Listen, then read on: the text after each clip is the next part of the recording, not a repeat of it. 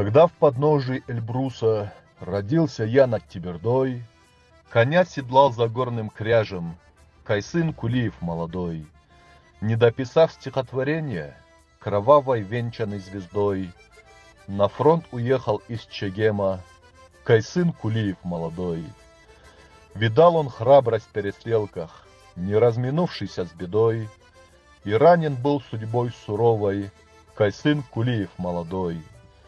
Когда народы выселяли, меч вознеся над их судьбой, его груди открылась рана, кровоточивей пулевой.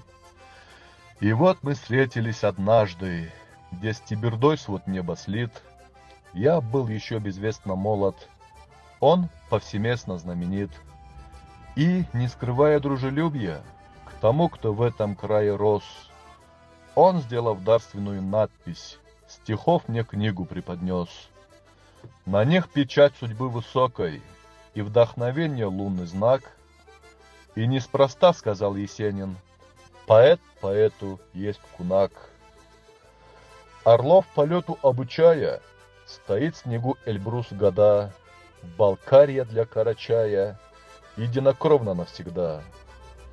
И голос вещего Кайсына небесным облакам подстать умел, что помню я отменно, легко Эльбрус перелетать.